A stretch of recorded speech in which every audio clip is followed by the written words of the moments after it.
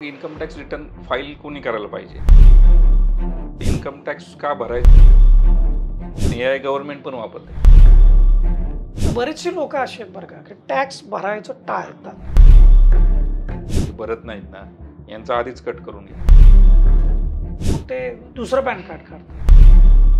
खूपच गंभीर तो गुन्हा आहे. नाहीतर ऑनलाईन काहीतरी शोधून आणि युट्यूब बघितलं आणि मी हे काहीतरी बघितलं. काय नेमका इन्कम टॅक्स? नमस्कार, मी Deepak Darade, for the people न्यूजमध्ये आपल्या सर्वांचं स्वागत आहे. मंडळी, मुद्द्यावर बोलू हा आपला एक मुलाखतीचा विशेष कार्यक्रम आहे. आपण यामध्ये वेगवेगळ्या विषयांवरती बोलत असतो, समजून घेत असतो. वेगवेगळ्या क्षेत्रातली ही नामवंत मंडळी असतात आणि संबंधित विषय हे आपण त्यांच्याकडून समजून घेत असतो, त्या मुद्द्यावर बोलत असतो. आजही असाच एक वेगळा मुद्दा आहे आणि फार महत्त्वाचा आहे, खूप महत्त्वाचा आहे. त्याविषयी प्रत्येक कुटुंबामध्ये चर्चा सुरू आहे, प्रत्येक तरुणांमध्ये चर्चा सुरू आहे, प्रत्येक व्यावसायिकांमध्ये चर्चा सुरू आहे, प्रत्येक नोकरदारांमध्ये चर्चा सुरू आहे. हे तुमच्या लक्षात येईल आता मी कशासाठी आणि कोणत्या विषयाच्या संदर्भात बोलतोय. तर आपण बोलणार आहे इन्कम टॅक्स, प्राप्तिकर. सगळ्यांना हा शब्द जवळचा आहे, कारण इन्कम टॅक्स कोणाला लागतो, इन्कम टॅक्स कोणाला भरायचा आहे, किती भरायचा आहे, मग भरला तर चालतो का, मग वाढवून दाखवला तर चालेल का, मग कमी भरायचा का, कमी भरला तर काय होतंय. अनेक प्रश्न आहेत आणि सगळे प्रश्न आपणच त्याची उत्तरं देऊन टाकतो, ठोकून टाकतो. म्हणजे खरं काय समजून घेण्याच्या आपण त्या तळाशी जात नाही. आपण डीप मध्ये जायला पाहिजे, समजून घेतलं पाहिजे. कारण आता जे ह्या सगळ्या गोष्टी आहेत टॅक्सेशनच्या, ह्या फार क्लिअर झालेल्या आहेत. कशा झालेल्या आहेत क्लिअर, काय होऊ शकतं त्याच्यातून, हेच तर समजून घ्यायचं आहे. माझ्यासोबत चार्टर्ड अकाउंटंट अभिजित थोरात आहे. आपलं मनापासून स्वागत आहे फॉर द पीपल न्यूज मध्ये. नमस्कार. इन्कम टॅक्स खूप आता म्हणजे मार्च एंड झालेला आहे, एप्रिल महिना पण संपला ना, आता मे मध्ये आहे. हे जरी सुट्ट्याचा काळ जरी असला तरी लोकांची गडबड सुरू आहे. इन्कम टॅक्स भरायचा आहे, त्याच्या बँकेचे स्टेटमेंट गोळा करा, हे करा, आपल्या कुठं कुठं इन्व्हेस्टमेंट आहेत, काय काय खरेदी केलंय, हे सगळं आता त्या सगळ्या ज्या लिस्ट आहेत त्या तयारीला लागलेत सगळे लोक. पण लोकांना अजूनही प्रश्न आहेत आणि त्या प्रश्नाचं काय होतं माहितीये का, ते प्रश्न पडतात पण प्रश्नाची उत्तर आम्ही नेमक्या माणसाकडून घेत नाही. हा आमचा प्रॉब्लेम आहे का. म्हणून आज खरं या तमाम लोकांसाठी मी तुमच्याकडे आलोय, तुमच्याकडून मला हे जाणून घ्यायचं आहे. काय नेमका इन्कम टॅक्स आहे, काय सांगाल? आपण एक एक प्रश्न घेऊयात आणि त्या संदर्भात बोलूयात. इन्कम टॅक्स काय आहे म्हणजे अनेक उद्योजकांशी चर्चा करत असताना किंवा एक आपण ज्यावेळेस चर्चा करतो तर इन्कम टॅक्स का भरायचा, तर पहिल्यांदा जे आपल्याकडे आहे की मला काहीतरी लोन फाईल करायची आहे किंवा मला काहीतरी गाडी घ्यायची आहे, घर घ्यायचं आहे, स्पेसिफिक उद्योजकांसाठी असेल, तर म्हणून मग मी आय टी रिटर्न फाईल करायला येतो, अशी ॲक्च्युली आपल्याकडे ती सुरुवात असते. बरोबर. तर मग ती सुरुवातीच्या अगोदर त्याची एक पार्श्वभूमी आहे, ती मला सांगायला आवडेल त्याच्यामध्ये. तर आपलं जे काही देशाचं सरकार चालतं किंवा आपला देश जो चालतो तो ॲक्च्युली कर, जे वेगवेगळ्या प्रकारचे जे कर लावले जातात आपल्या देशामध्ये, त्याच्यातनं तो देश चालत असतो. बरोबर. प्रामुख्याने त्याच्यामध्ये 2-3 कर जे आहेत त्याच्यावरती जास्त, म्हणजे आपण 90% जरी म्हटलं तरी त्या सगळ्यातनं देश चालत असतो. त्यापैकी इन्कम टॅक्स एक कर आहे, महत्वाचा कर आहे. महत्त्वाचा कर आहे, बरोबर. ज्याला डायरेक्ट टॅक्स म्हटलं जातं. डायरेक्ट टॅक्स का म्हटलं जातं, तर तो डायरेक्ट आपल्या टॅक्स पेअरने इन्कम डिक्लेअर करून गव्हर्नमेंटला भरायचा असतो. तो डायरेक्ट रेव्हेन्यू त्याच्यामध्ये येतो, म्हणून तो डायरेक्ट टॅक्समध्ये गणला जातो. दुसरे जे टॅक्सेस आहेत ते इनडायरेक्ट टॅक्सेस म्हणून गणले जातात. जसं जी आहे, कस्टम्स आहे, आधी एक्साईज होता, सर्व्हिस टॅक्स होता. तर इनडायरेक्ट टॅक्स का, तर आता समजा आपण एखाद्या दुकानामध्ये गेलो आणि काही बिस्किट्स घेतली, तर तो आपल्याला माहित नाहीये, पण तो गव्हर्नमेंटला टॅक्स गेलेला आहे, बरोबर. बरोबर. इनडायरेक्ट स्वरूपात जातो. आपण काय कुठे गव्हर्नमेंटला भरत, तो तो त्या स्वतः सर्कलने, भरत नाही. त्या सर्कलने तो बरोबर. टॅक्स जातो. तर हा हे टॅक्स स्वतः प्रामुख्याने भरण्याचा आहे. हा स्वतः भरण्याचा टॅक्स आहे. बरोबर. तर मग गव्हर्नमेंटने काय करतं, की किती तुमचं उत्पन्न झालं, किती इन्कम तुम्ही कमावलं, की मग तुम्हाला टॅक्स भरायचा आहे, असं एक गव्हर्नमेंट दरवर्षी एक ताळेबंद करत असतं. आणि ते ताळेबंदानुसार मग ते इन्कम क्रॉस झालं म्हणजे फक्तच प्रॉफिट, म्हणजे तुम्ही इन्कम किती कमवताय ह्यावरच इन्कम टॅक्स रिटर्न भरायचं अवलंबून नाहीये. त्याला अजून त्यांनी 7-8 वेगवेगळ्या प्रकारच्या गोष्टी ठेवल्यात की त्या जर क्रॉस झाल्या तर तुम्हाला ते इन्कम टॅक्स रिटर्नची फाईल करायची आहे. म्हणजे तुम्हाला बरं. कर्जच मिळायचं आहे म्हणून फाईल वगैरे करायची असं काही हो, म्हणजे नाहीये. मी फक्त जस्ट एक हं. इथं थांबवतो तुम्हाला. कारण तुम्ही जे म्हणाला ना, की कर्ज मिळायचंय. हां. तर बऱ्याचदा काय होतं, नवीन व्यावसायिक जे आहेत, त्यांना पुढे जाऊन त्यांना ऑफिस घ्यायचं असतं किंवा त्यांना इन्व्हेस्टमेंट हं. करायची असते. त्यांच्या कारखान्यासाठी जागा घ्यायची असते. असं सगळ्या गोष्टी. तर ते सुरुवातीपासून समजा इन्कम 5,00,000 असेल, हं. तर कोणीतरी असा सल्लागार भेटतो, त्याला त्यातलं फारसं माहिती आहे न माहिती हा हा चेक करत नाही. आणि तिथं सांगितलं नाही तुला जास्त जर लोन हवं असेल तर तुला जास्त इन्कम टॅक्स दाखवावा लागेल. मग याचं इन्कम नसलं तरी तो जास्त इन्कम दाखवतो. हे हं. हे हे प्रकार कसे? मी त्याच्या अगोदर एक 2-3 गोष्टी इन्कम टॅक्स रिटर्नच्या संदर्भात कव्हर करतो आणि हं, मग हं. त्या प्रश्नाचं उत्तर देतो. येस. तर मग इन्कम टॅक्स रिटर्न फाईल कोणी करायला पाहिजे? हं, हं, हं. तर पहिलं तर त्याच्यामध्ये आहे की जर तुमचं टॅक्सेबल इन्कम 5,00,000च्या वर तुम्हाला जर उत्पन्न असेल, तुम्ही टॅक्सेबल याच्यामध्ये जाता तर तुम्हाला तिथे रिटर्न फाईल करणं कंपल्सरी आहे. बरोबर. दुसरं कोणाला कंपल्सरी आहे, ज्याच्यामध्ये जर तुम्ही करंट अकाउंट तुमचा असेल आणि करंट अकाउंटमध्ये तुम्ही जर 1 कोटीपेक्षा जास्त तुमचे ट्रान्झॅक्शन झाले असतील, हं, हं. कदाचित त्याच्यात नफा झाला असेल, तोटा हा प्रश्नच नाहीये. म्हणजे तुम्ही कोणाला तरी 25,00,000 दिले, अजून त्यांनी 25,00,000 तुम्हाला परत दिले किंवा अजून तुम्ही जे काही विविध ट्रान्झॅक्शन करता, याचं लिमिट 1 कोटीच्या वर गेलं, तर कंपल्सरी तुम्हाला इन्कम टॅक्स रिटर्न भरणं गरजेचं आहे. जर तुम्ही ते भरलं नाही, तर इन्कम टॅक्स रिटर्न किंवा इन्कम टॅक्स ऑफिसर तुम्हाला चहा घ्यायला बोलवू शकतात. हां. आणि त्या 1 कोटी किंवा रुपये त्यांचं एखादं लव्ह लेटर लव्ह तुम्हाला लेटर येऊ तुम्हाला शकतं. येऊ शकतं. आणि आता सगळं फेसलेस झालंय. मग बरोबर, तुम्हाला ते सगळं समजून सांगत बसावं लागतं. त्याच्यात काय होतं, की मग ते 1 कोटी रुपये तुमचं सेल आहे असं ते कन्सिडर करू शकतात बरोबर, आणि त्याच्यावरती तुम्हाला काय 15% 20% प्रॉफिट आहे असं करून तुम्हाला एक चांगली डिमांड लेटर ते पाठवू शकतात. म्हणून बरोबर. अनेक जण काय आता माझं काय नाही ट्रान्झॅक्शन झालेत फक्त ते इग्नोर करू नका. दुसरं आपल्याकडे काय होतंय, की सेव्हिंग खाती जी असतात त्याच्यामध्ये सुद्धा 60,00,000च्या वर जर डिपॉझिट झालं असेल, बरं. तरी इन्कम टॅक्स रिटर्न फाईल करणं आवश्यक आहे. म्हणजे घरातल्या कुणाच्या ब हां, म्हणजे काय त्या आर्थिक हां, आर्थिक वर्षामध्ये. वर्षामध्ये म्हणजे त्या बऱ्याचदा काय 1 होतं 1 वर्षामध्ये. वर्षामध्ये बरोबर, काय होतं, की बरोबर. ट्रान्झॅक्शन होतात. गव्हर्नमेंटनी प्रोव्हिजन्स टाकले, की तुम्हाला भरणं कंपल्सरी आहे. तुमचा व्यवसाय आहे, नाहीये त्यांना त्याच्याशी काही कन्सर्न नाहीये. गव्हर्नमेंट आपल्याकडे काय म्हणून बघतंय, की आपण काहीतरी काही गोष्टी चोरी लपवल्यात करतोय ना का काय? किंवा काही लपवतोय गोष्टी का? लपवते बरोबर, की काय. तर बरोबर. त्यांचं म्हणणं आहे, की तुम्ही नाहीच आहे ना, तर तुम्ही हं. डिक्लेअर करा, की फक्त मी पैसे घेतलेत, दिलेत एवढाच विषय आहे. तर त्या गोष्टी आहेत. आता काय झालंय, की गव्हर्नमेंटनी मध्यंतरी मागच्या 2 वर्षापासून एक ए-आय-एस म्हणून एक सिस्टम केली, की ज्याच्यामध्ये ऑलरेडी तुमची कुठल्या-कुठल्या बँकेत खाती आहेत. हं. तुमच्याकडे काय कुठल्या-कुठल्या पद्धतीचं तुम्हाला व्याज मिळतंय, म्युच्युअल फंड तुम्ही खरेदी-विक्री केली, जागा खरेदी-विक्री केली. हे सगळे ट्रान्झॅक्शन त्याच्यावरती येतात. त्याच्यामुळं सेव्हिंग खात्यावरती 60,00,000च्या वर जर उत्पन्न गेलं, तर तुम्हाला इन्कम टॅक्स रिटर्न भरणं कंपल्सरी आहे. अजून त्यात गंमतशीर त्यांनी अजून गोष्टी ॲड केल्या. तुम्ही जर 2,00,000च्या वर जर फॉरेनमध्ये जर एखादी टूर केली असेल, टूर केली. फिरायला गेले तुम्ही. फिरायला गेले, तरी बरं. त्यांचं लक्ष आहे, की तुम्ही इन्कम टॅक्स रिटर्न भरा. High value credit card transaction जर तुम्ही करत असाल महिन्याला 4-5 जे काही जास्त ट्रान्झॅक्शन, तिथं गव्हर्नमेंटचं वॉच आहे. इव्हन तुमचं लाईट बिल जे येतंय, त्याच्यावर सुद्धा गव्हर्नमेंटचं वॉच आहे, की जर तुमचं लाईट बिल 1,00,000 2 जास्त प्रमाणात येत असेल, याचा हं, अर्थ हं. तुम्ही काहीतरी कमर्शियल ॲक्टिव्हिटी करताय. म्हणून बरोबर. तुम्ही इन्कम टॅक्स रिटर्न भरणं गरजेचं आहे. किंवा तुम्हाला काही फॉरेनमधनं काही इन्कम येत असेल किंवा काही इन्व्हेस्टमेंट्स असतील. आपल्याला वाटतं काय येतं कळतंय गव्हर्नमेंटला. हं, हं, असं काही हं. नाही तर त्या गोष्टी असतील तरी तुम्हाला इन्कम टॅक्स रिटर्न भरणं हे गरजेचं आहे. म्हणून मग बरोबर. इन्कम टॅक्स फायलिंगच्या संदर्भामध्ये खरं तर ह्या गोष्टी सांगणं मला गरजेचं वाटतं या निमित्ताने. हां, मी तुम्हाला तो प्रश्न विचारला हां, त्याचं आता उत्तर. तुम्ही तो जो प्रश्न विचारला होतात, की नवीन उद्योजक आहे, मग माझं वाढवून दाखव किंवा कमी कर. ॲक्चुअली हा काही गव्हर्नमेंटचा लुकआउटचा प्रश्न नाहीये. गव्हर्नमेंटला काय आहे, की तुम्ही जे तुम्हाला मी म्हटलं, की तुम्ही जो कुठला व्यवसाय करताय, तो कदाचित प्रोप्रायटरशिप असेल, प्रायव्हेट पार्टनरशिप असेल, प्रायव्हेट लिमिटेडमध्ये करत असाल, एल-एल-पी असेल किंवा लिमिटेड कंपनी असेल. गव्हर्नमेंटचं म्हणणं आहे, की तुमचं काय काम आहे, की तुम्ही एखादी गोष्ट विकता किंवा एखादी सर्व्हिस विकता. ती सर्व्हिस विकत असताना किंवा व्यवसाय करत असताना तुम्हाला काही खर्च होतात आणि मग ते जे खर्च आहेत, ते खर्च झाल्यानंतर जो नफा राहतो, त्याच्यावरती आम्हाला जो काय आहे तो टॅक्स आम्हाला येणं अपेक्षित आहे. त्याला आपण सेल्फ असेसमेंट टॅक्स म्हणतो. म्हणजे काय की उद्योजक स्वतःच ठरवतो की मी किती की माझा हा खर्च आहे आणि मला भरायचा. हा एक बेसिक विषय आहे. आता मग त्याच्यात वाढवून दाखवला पाहिजे वगैरे, वगैरे ह्या गोष्टी वेगळ्या स्वरूपाच्या आहेत. बरोबर. आलं लक्षात. तो तो त्याला काही टेक्निकल ग्राउंड असं नाहीये. वाढवून दाखवणं. गव्हर्नमेंटला वेलकमच आहे.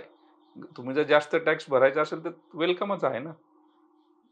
तो त्याचा बरोबर. त्याचा वैयक्तिक तो प्रश्न आहे. पण गव्हर्नमेंटला अपेक्षित आहे की जे काय आहे ॲक्चुअल त्या पद्धतीने त्या भरला पद्धतीने. पाहिजे.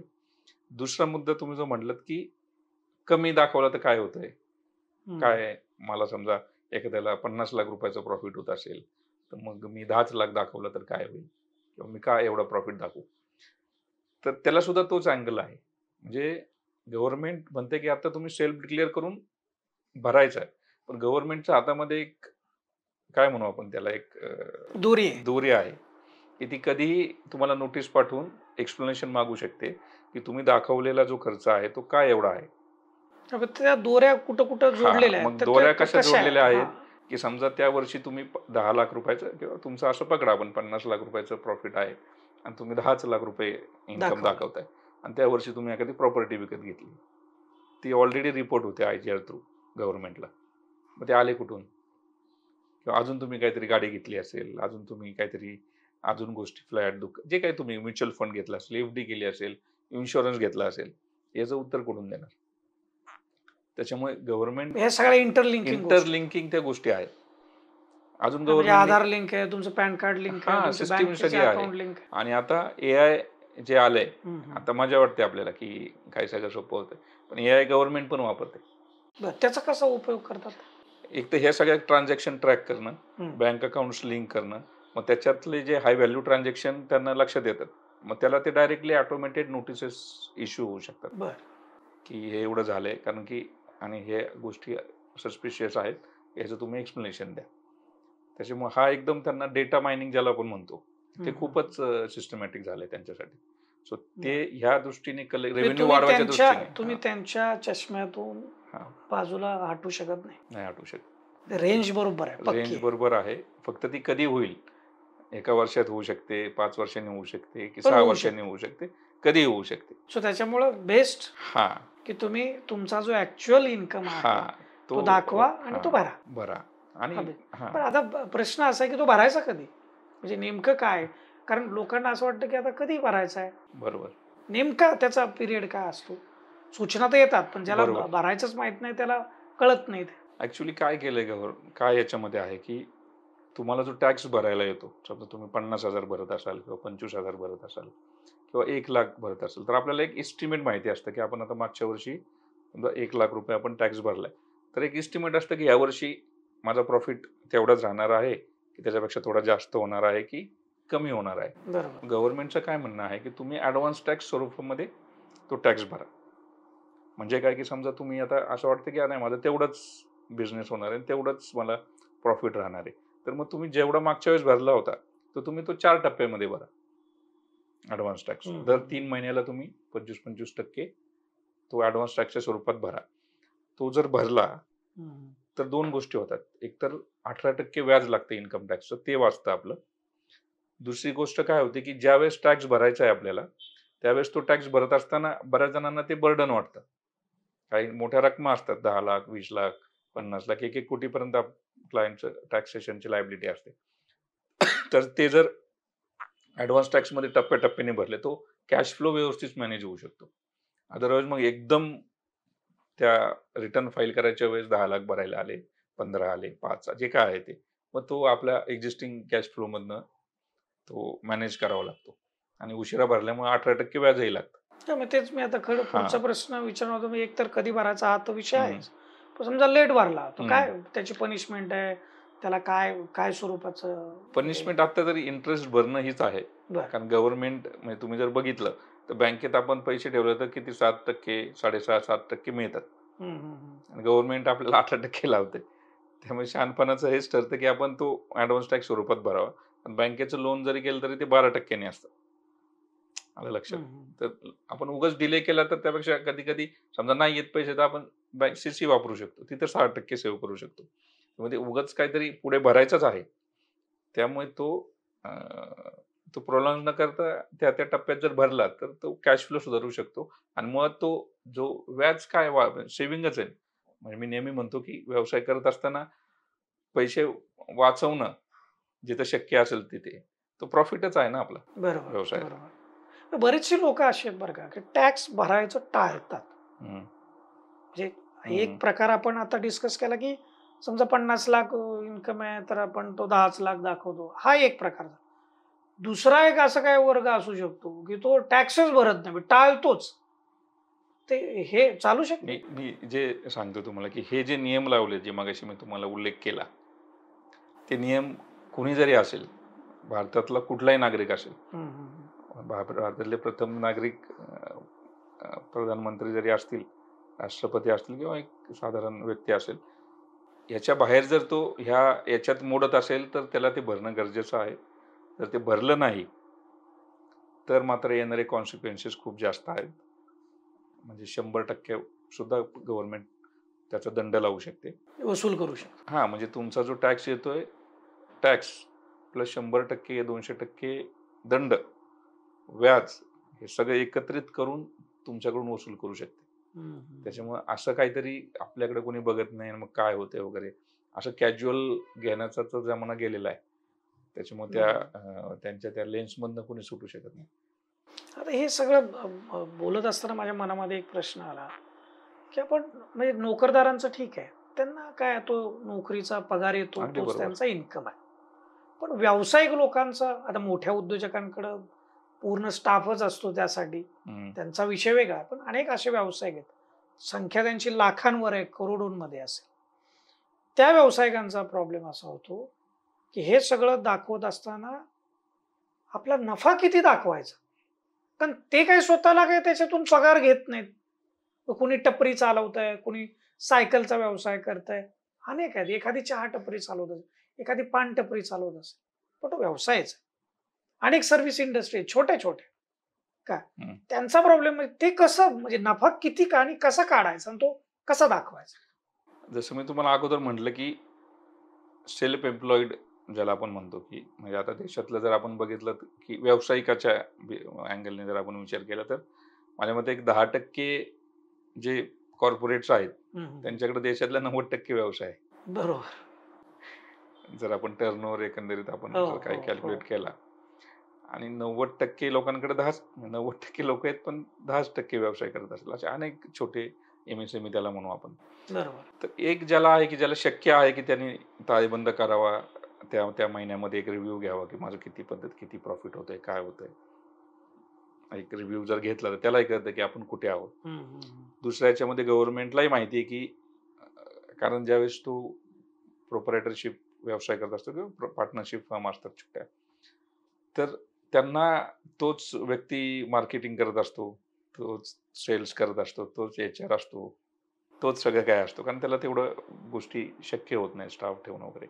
तर गव्हर्नमेंटचं म्हणणं आहे, की कमीत कमी जर तुम्ही कॅशमध्ये ट्रान्झॅक्शन असतील तुमचे, तर कमीत कमी 8% तरी नफा तुम्ही दाखवणं गरजेचं आहे. गरजेचं आहे. म्हणजे समजा एखाद्याचा 1,00,00,000चा व्यवसाय झाला असेल, कॅशमध्ये असेल तर त्याचं गव्हर्नमेंटचं म्हणणं आहे, की 8% तरी कमीत कमी आम्हाला तुम्ही प्रॉफिट शो करणं. तिथं तुम्ही म्हणू शकत गरजेचं नाही, आहे. माझ्याकडे माणसं नाही, मग माझं कसं होऊ? मग माझं असंच आहे वगैरे अशा काही स्टोरी तिथं चालत नाही. बरोबर. त्यांचं म्हणणं आहे, की 8% तुम्ही दाखवा. जर तुमचे आर-टी-जी-एस किंवा ऑनलाईन ट्रान्झॅक्शन असतील, तर त्याच्यात गव्हर्नमेंटचं म्हणणं आहे, की तुम्ही 6% कमीत कमी म्हटलंय बरं का. हं, हं, म्हणजे हं. तुम्हाला जास्त होणार असेल तर वेलकम आहे. हो. अनेक ठिकाणी काय आहे, की लोकांना वाटतं, की तेवढं टाकलं म्हणजे झालं. बरं. आता असं नाहीये. हां, म्हणजे गव्हर्नमेंट मगाशी आपण ते 2 प्रश्न डिस्कस केलेत. म्हणजे त्याची ती सेंटर लाईन आहे. नफा तुमच्याकडे झालाय 50,00,000 आणि तुम्ही दाखवताय 10,00,000. हां, त्याचेही त्यांच्याकडे दोर आहेत, बरोबर. फूटपट्ट्या आहेत, हो. मोजमाप हां. करण्याची सगळी यंत्र आहेत. त्यांनी एक एक मांडलेलं आहे गणित, की बरोबर, काय आहे म्हणजे त्यांच्याकडे तेवढा डेटा आहे. बरोबर. तर मग त्यांचं म्हणणं आहे, की एवढं तरी तुम्ही दाखवलं पाहिजे. आता बऱ्याचदा काय होतं, की एखाद्याचा टर्नओव्हर 1,00,00,000च्या वरती जातो. हं, हं, हं, हं. आता त्याच्याकडे कदाचित 2-3%च त्याला प्रॉफिट राहत असेल किंवा 4% राहत असेल. तर त्याचं मरण होऊ शकतं ना याच्यामध्ये. बरोबर. किंवा 2,00,00,000चा त्याचा टर्नओव्हर झाला, 3,00,00,000चा झाला. पण मार्जिन त्याचं किती 3-4% असेल. म्हणजे समजा 3% पकडलं तर एक ₹9,00,000 झालं किंवा 4 पकडलं तर ₹12,00,000 झालं. पण गव्हर्नमेंट म्हणतं की 6% दाखवा, ₹18,00,000 दाखवा किंवा 24 4 कोटी. तर तिथं गव्हर्नमेंटने काय म्हटलं, की तुम्ही चार्टर्ड अकाउंटंट 1 कोटीच्या वर गेलं, तर चार्टर्ड अकाउंटंटकडनं टॅक्स ऑडिट करून घ्या बरोबर. आणि तिथं आम्हाला प्रूव्ह करा, की तुमचं 3% आणि 4%. बरोबर. तर आम्ही म्हणजे टर्न ओव्हर 1 कोटी च्या किंवा वरती 1 गेला. कोटीच्या वरती गेला की हां, तुम्हाला टॅक्स टॅक्स ऑडिट ऑडिट करणं कंपल्सरी बंधनकारक आहे. आहे. त्याच्यात सुद्धा गव्हर्नमेंटने काय केलं, की तुम्ही तेवढा प्रॉफिट दाखवला तर काय आवश्यकता नाही. पण तुमचं प्रॉफिट त्या लिमिटच्या खाली असेल, तर हं. तुम्ही ऑडिट करून त्याच्याकडनं सर्टिफाय करून घ्या, की हां, प्रॉफिट त्यांनी सर्टिफाय केलं हां, की बाबा यांचा एवढा आहे आणि मग तुम्ही आय-टी-आर फाईल करा ऑडिट करून. बरोबर. त्याच्यामुळे गव्हर्नमेंटने सुद्धा असं नाही केलं, की नाही, नाही आहे. द्यावंच लागेल. हां, हां. हे 8 असं म्हणजे काय 8 आणि 6 6 म्हणजे म्हणजे 6 6. असं तर नाही. असं काही नाहीये. ओके. पण एखाद्याला कमी प्रॉफिट होऊ होऊ शकतो. शकतो म्हणजे बरोबर. बट ऑब्व्हियस आहे. पण त्याच्यामध्ये सुद्धा काय आहे परत, त्याच्यामध्ये सुद्धा मग तुम्हाला त्या रेकॉर्ड्स मेंटेन ठेवले पाहिजे. बरोबर. आता ज्या पद्धतीने इकॉनॉमी ग्रो होतीये, अनेक उद्योजक जे आहेत आमच्याकडे, अनेक त्यांचं टर्नओव्हर क्रॉस होते, सगळ्या गोष्टी होतात. पण याच्यामध्ये डॉक्युमेंटेशन आलं. हं. ऑडिट म्हणजे डॉक्युमेंटेशन आलं. सगळ्या फाईल्स मेंटेन करणं आलं, बँक्स मेंटेन करणं आलं, एकाने एक एंट्री व्यवस्थित मेंटेन करणं आलं. कारण कुठेही सस्पेन्स राहता कामा नये. म्हणजे प्रत्येक पैशाची इन हां, अँड आउट येस. तुमच्याकडे क्लिअर असलं हां. पाहिजे. तर ते टॅक्स ऑडिट कंप्लीट होऊ शकतं. बरोबर. म्हणजे ते असं कधीतरी आय-टी-आर म्हणजे तुम्ही भरण्यासारखं अगदी सोपं नाही. कंपनीच्या किंवा तुमच्या व्यवसायाच्या संदर्भामध्ये ₹10 जरी काय केलं तर त्याचं अगदी तुम्ही बरोबर. प्रूफ ठेवा. अगदी बरोबर. कारण आपण तिथे असं करतोय, की आमचा एवढा प्रॉफिट आहे. हं. गव्हर्नमेंटच्या खिशात हात घातला. बरोबर. लक्षात घ्या. म्हणजे गव्हर्नमेंट ज्यावेळेस तुम्हाला सगळं मागे येईल त्यावेळेस मागेल, तुम्हाला प्रूफ करता आलं प्रूफ पाहिजे. करता आलं पाहिजे. कॅज्युअली घेऊन जमणार नाही. अनेक जण 5-6 सेव्हिंग अकाउंट असतात. काही-काहींना आवडच असते. हां. ह्याच्यात ही बँक आली, कर ओपन. ती बँक आली, कर ओपन. बरोबर.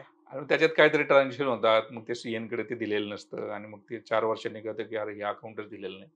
हं, हं, हं, हं. आणि मग त्याच्यात जर काही इन्कम ॲडिशनल सापडलं, आलं त्याच्यावर टॅक्स, व्याज सगळ्याच गोष्टी आल्या. त्याच्यामुळे जे काय आहे ते एकदा तुम्ही 1 कोटीच्या वर गेला, तर ते व्यवस्थित मेंटेन करणं महत्त्वाचं आहे. बऱ्याचदा असं होतं, की मी व्यावसायिकाला असं वाटतं, की घरातले लोकं पगारी दाखवण्याचा पण काही प्रकार करतात लोकं. पण असं करता येतं किंवा खरंच कामही करत असतील. असं दाखवतात म्हणजे काय हा काय माझा आरोप किंवा आक्षेप नाहीये. करतही असतात काम. कारण व्यवसायाचा भाग आहे. कुणी पार्ट टाईम करत असेल, कुणी अर्धवेळ म्हणजे बरोबर. आठवड्यामध्ये 2 दिवस पण येत असेल, असं होऊ शकतं. हो. अशामध्ये काय करता येतं? म्हणजे ख त्यांना पगारी हो, दाखवता येतो. 100%, 100%. काय आहे, की मी जसं म्हटलं, की गव्हर्नमेंट काही अगदीच आपापलेलं नाहीये, की कसे पैसे काढता येतील वगैरे. तर फॅमिली मेंबर्स अनेकदा मिसेस असतात, भाऊ असतो, वडील असतात, इन्व्हॉल्वड असतात. कुणी काही एच-आर बघत असेल, कुणी अकाउंट्स बघत असेल, कुणी काही टेक्निकल गोष्टीला मदत करत असेल. तर त्याच्यासाठी गव्हर्नमेंटने किंवा इन्कम टॅक्समध्ये तरतूद अशी आहे, की त्याला जो तुम्ही पगार देताय, तो एक एलिजिबल पगार असावा. म्हणजे थोडक्यात कसा, की आता त्या माणसाचं शिक्षण झाले 10वी आणि त्याला पगार महिन्याला देताय तुम्ही ₹5,00,000. हं, हं, हं. फक्त मी सॅलरीच्या बाबतीत म्हणतो. तो प्रोप्रायटर बरोबर. असेल तर तो इन्कम किती कमवू शकतो. आणि तुमच्याकडे एखादा इंजिनिअर जॉबला आहे कंपनीत आणि त्याला पगार आहे ₹1,00,000. हं, हं, हं. असं जर काही स्क्रुटिनी निघाली, तर त्याला तो व्यक्ती एलिजिबल पाहिजे त्या जो काही आपण हां, पगार देतोय. बरोबर आहे. तर ते एक जस्टिफाय आर्मलेस करता आलं पाहिजे. हां, तर आर्मलेस ट्रान्झॅक्शन ज्याला आम्ही म्हणतो, की एक टेंटेटिव्ह किती पगार बाबा समजा अकाउंट्सचं काम बघतोय. किती पगार असू शकतो? हं, 25 असू हं. शकतो, 50 असू शकतो. उगाच तुम्ही अकाउंटिंगचं काम बघताय म्हणून त्याला ₹3,00,000 वगैरे हं, पगार हं. द्यायचा असं काही नाही चालत. पण बाकी तुम्ही इन जनरल जे काही आहे, कदाचित तुमचा फॅमिली मेंबर असेल तर डबल पगार द्या. बरोबर. पण त्याला कुठेतरी जस्टिफिकेशन त्या गोष्टीचं व्हायला पाहिजे. डिपार्टमेंट व्हायला पाहिजे. त्या गोष्टी जस्टिफिकेशन डिपार्टमेंट डिमांड करू शकतं आणि ते बरोबर, आपल्याकडे पाहिजे त्यावेळेस बरोबर, पाहिजे. बरोबर. दुसरा एक प्रश्न आहे जो इन्कम टॅक्सशी निगडीत आहे. बऱ्याचदा आपण एखाद्याला सर्व्हिस देतो, त्यांच्याकडून आपल्याला बिल ज्यावेळेस मिळत असतं, त्यावेळेस टी-डी-एस कट करून घेतला जातो.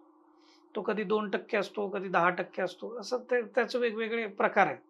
पण हा टी-डी-एस ज्यावेळेस ते कट करतात, आपल्याला तर अमाउंट ते कट होऊनच येते. काय? पण आता त्या आर्थिक वर्षामध्ये त्यांनी तो टी-डी-एस भरला, नाही भरला, मग तो इन्कम टॅक्समध्ये तो दाखवला जाणार, नाही जाणार. म्हणजे नेमकं ह्याचं जे ट्रॅकिंग आहे, हे कसं काय करणार आपण? का त्यांना परत विचारायचं आपण, आमचा टी-डी-एस भरला की नाही? अगदी रास्त प्रश्न आहे. TDSचं मेकॅनिझम तुम्हाला मी 1-2 मिनिटांमध्ये सांगतो, की हम्म, काय ते आहे. गव्हर्नमेंटनी काय केलं, की अनेकदा जसं तुम्ही पहिल्यांदाच मला विचारलं होतं, काही जण भरतच नाही. हम्म, हम्म, हम्म. इन्कम टॅक्स रिटर्नच भरणार नाही, मला काय करायचे वगैरे अशा गोष्टी आल्या. गव्हर्नमेंटने काय आयडिया केली, की हे भरत नाहीत ना, यांचा आधीच कट करून घ्या. बर. यांनी नाही भरलं तरी गव्हर्नमेंटकडे पैसे जाणार. हम्म, हम्म, हम्म. आलं लक्षात. आधीपर्यंत फक्त सर्व्हिसेसलाच होता, आता परचेस गुड्सला सुद्धा त्यांनी तो चालू केला TDS. TDS. बर. ते सुद्धा सुटू नये त्याच्यातनं. मग TDS जे आहे ज्यावेळेस तो कट केला जातो त्यावेळेस दर महिन्याला त्यांना तो भरावा लागतो, जे कट करून घेतात, आणि दर क्वार्टरला त्याचं एक रिटर्न फाईल करावं लागतं, बर. जे ते रिटर्न मध्ये कंपल्सरी. कंपल्सरी आहे त्यांना. आणि त्यांनी हे जर कोणी फाईल केलं कट करायचं म्हणजे हे त्याला लिमिट्स आहे, ज्याला टॅक्स ऑडिट ज्याचं आहे त्यांना. आणि त्याजवळ इलिजिबल सर्व्हिस अवेल करत असेल तर त्यांना ते कंपल्सरी आहे कट करायचं. बर बर. मग ती कट केलेला टॅक्स 3 महिने भरला, 3 महिने झाले की क्वार्टरली रिटर्न भरायचं असतं. त्याच्यामध्ये कुणाकुणाचं किती कट केला आणि कधी कधी भरला असं विवरण ऑनलाईन फाईल करतात. ते आपल्या पॅनची लिंक्ड असतं. बर. ते क्वार्टर संपला की आपल्याला त्यांनी एक सर्टिफिकेट इश्यू करायचं असतं, फॉर्म 16 ज्याला म्हणतो आपण. त्याच्यात कळतं की आपल्याला त्यांनी 1,00,000 दिलेत, 10,000 त्यांनी भरलाय. हे तुम्ही क्रॉस चेक करू शकता. आणि आपल्या सुद्धा इन्कम टॅक्स पोर्टलला जर आपण लॉग इन केलं तर त्याच्यात जाऊन सुद्धा आपल्याला Show कळतं की हा आपला यांनी कट केलेला आपला भरलेला आहे. मग हे झाला तो मेकॅनिझम झाला. मग याचं होतं काय पुढे? मग TDS म्हणजे काय झालं, की ॲडव्हान्समध्येच गव्हर्नमेंटने तुमच्याकडनं कट करून घेतलेला आहे त्या पार्टी थ्रू. तुम्हाला त्या वर्षी समजा ₹1,00,000 इन्कम टॅक्स भरायला येत असेल आणि त्याच्यावर तुमचं ₹50,000 जर तुमचा TDS कट केलेला असेल तुमच्या ऑलरेडी क्लायंट्सने ऑलरेडी, तर तुम्हाला आता 50,000च भरायचं आहे. अच्छा. एक. किंवा तुमचं इन्कम टॅक्सेबल लिमिटच्या आतच आहे आणि तुमचा 50,000 कट झालेला आहे, तर तो इन्कम टॅक्स रिटर्न फाईल करून तो आपल्याला रिफंड मागावला मागवता येतो. तर त्यात सुद्धा एक मेक आलेली आहे नवीन. म्हणजे काय, की अगोदर साधारण इन्कम टॅक्स रिटर्न फाईल करायची डेट 31 जुलै असते. आता सुद्धा तीच आहे. 31 जुलैच्या आत रिटर्न फाईल करायचं तर लेट फी लागत नाही. लेट फी ₹1,000 आहे 5 लाखाच्या आतमध्ये उत्पन्न असेल तर. 5,000च्या वरती असेल तर ती 5,000 आहे. 5 लाखाच्या वरती 5 लाखाच्या वर उत्पन्न असेल तर. आधी काय होतं, की 31 मार्च पर्यंत, म्हणजे जुलै संपल्यानंतर 31 मार्च पर्यंत तुम्ही रिटर्न फाईल करू शकत होता. आता काय झालंय, की आता ती डेट आली 31 डिसेंबरवरती. बर. म्हणजे 3 महिने कमी केले. मी हे का सांगतोय, की TDS कट होण्याच्या बाबतीमधलं तुम्हाला मी सांगतो, की काय अडचण निर्माण होते. तर 31 डिसेंबरपर्यंत तुम्ही बिलेटेड रिटर्न फाईल करू शकता आणि रिफंड मागू शकता बर. डिपार्टमेंटकडनं लेट फी भरून. पण 31 डिसेंबर नंतर 1 दिवस जरी झाला तरी तुम्ही रिफंडला एलिजिबल होत नाही. लक्षात आलं? बरोबर. म्हणजे आता जे काय टायमिंगचं खूप महत्व केलंय गव्हर्नमेंटने, जो काही हिशोब करायचा आहे टाइम फ्रेम आहे त्याची. टाइम फ्रेम केलेली आहे. म्हणजे आता मार्च वगैरे असं काही राहिलेलं नाही. 31 डिसेंबरच्या आतच जे काय करायचंय. तुम्हाला बऱ्याचदा काय होतं, काही चुका होतात रिटर्नमध्ये वगैरे, तर ते रिवाईज जे करायला पाहिजे ते सगळं करायचं ते आधीच करायचं. म्हणून ज्याचा TDS वगैरे कट होतोय त्यांनी बेटर 31 जुलैच्या आतच गोष्टी करून घ्याव्यात. नंतर मग आपले पैसे गव्हर्नमेंटकडे जमा होतात आणि तो विषय क्लोज होतो. मला एक वेगळा प्रश्न आहे खरं तर याच्यामध्ये. काही अशा घटना ऐकण्यात येत आहेत किंवा लोक काय करतात की एखादं त्यांचं सिबिल खराब असेल तर त्याला ऑलरेडी एक पॅन कार्ड कनेक्ट असतं. मग ते दुसरं पॅन कार्ड काढतात, त्याला दुसरं अकाउंट कनेक्ट करतात. तर हा प्रकार कसा आहे, म्हणजे हे सरकारच्या लक्षात येतं किंवा नाही येत किंवा हे चालतं काय? नाही, खूपच गंभीर तो गुन्हा आहे ऍक्च्युली.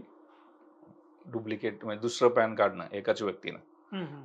दुसरं पॅन काहीतरी खूप वेगळी घटना असेल काय असेल तर तुम्ही ते डिपार्टमेंटला कळवून, कारण तो जो पॅन आहे हाच एक इन्कम टॅक्ससाठी महत्वाचा सोर्स आहे इन्कम टॅक्स कलेक्ट करण्याचा. बरोबर. आणि तुम्ही तोच जर बायपास करत असाल तर तुम्ही खूप मोठ्या ऍक्शनला सामोरे जाऊ शकता. बरोबर. लोकांना वाटतं की आता शॉर्टकट करावं काहीतरी, आता मला लोन होत नाहीये.